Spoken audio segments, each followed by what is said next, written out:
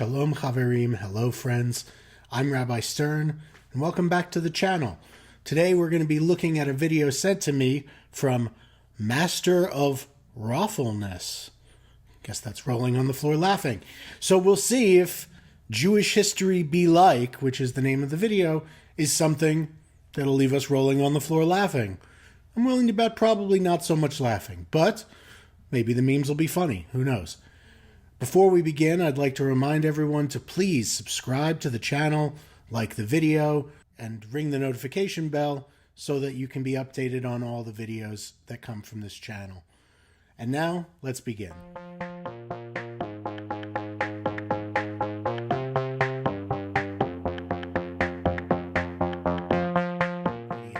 I want to point out this painting.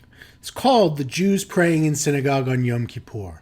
I found one person to particularly stick out to me. The painter painted himself into the painting as this guy, right above me. And he's wearing this colorful kittel.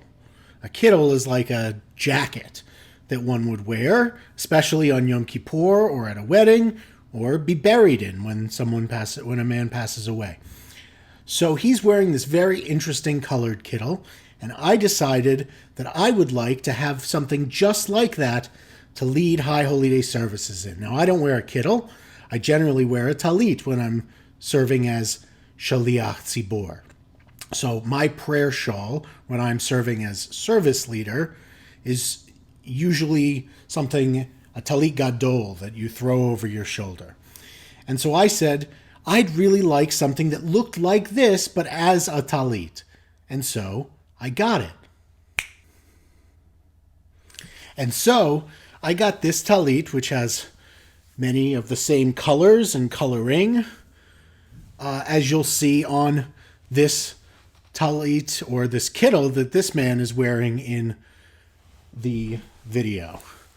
This is my talit bag, which shows the general color scheme. And you'll notice a very similar look. Okay, now to the history part of the video.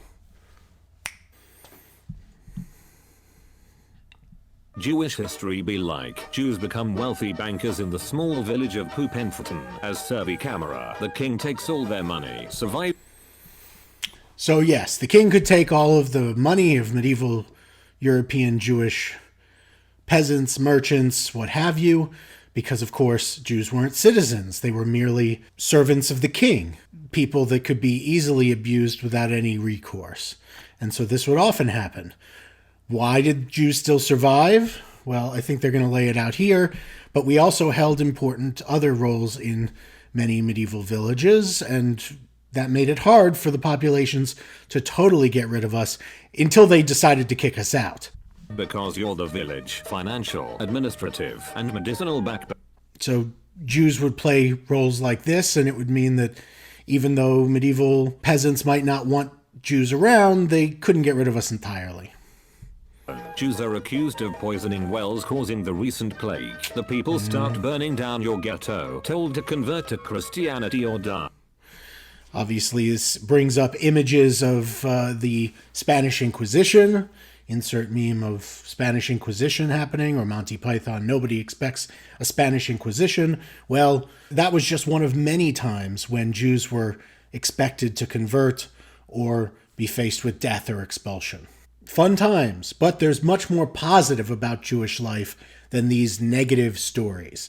Can already tell this video is going to go in a direction of, all the suffering that Jews have experienced, and it's true. Jews have experienced a lot of suffering. But there's so much beautiful about Jewish life and our traditions, our customs, our religious life, our communal life, that that's not going to be in this video. I'm guessing. Maybe it will. Move to new lands. Create thriving settlement. Mort Goldman from Family Guy. Shout out. Rumors abound that you drink the blood of Christian children. So, blood libel, we've talked about that before on the channel, created in order, once again, to sow distrust and persecute Jews. It's not something that ever actually happened. Crusade comes and sacks your homes. Find a new country to... find a new country to live in.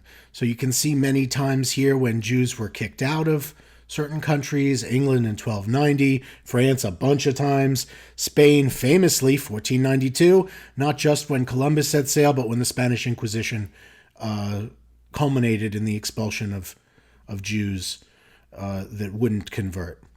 Obviously, you see across the 15th and 16th century, much of southern Europe, from southern France to Italy, had expulsions of Jews. You'll see a lot of those arrows, especially from Germany, Austria, Silesia, up through Poland and the area that we would eventually call the Pale of Settlement, the area in the Russian Empire where Jews were allowed to live. We were only allowed to live in certain areas. There were many pogroms or violent attacks against Jewish communities. We were a popular scapegoat for the leaders who, as absolute monarchs, didn't want to create a better society for their people. They just wanted to blame the problems that the poor experienced on someone else. And so they blamed it on Jews, and people would then attack Jews.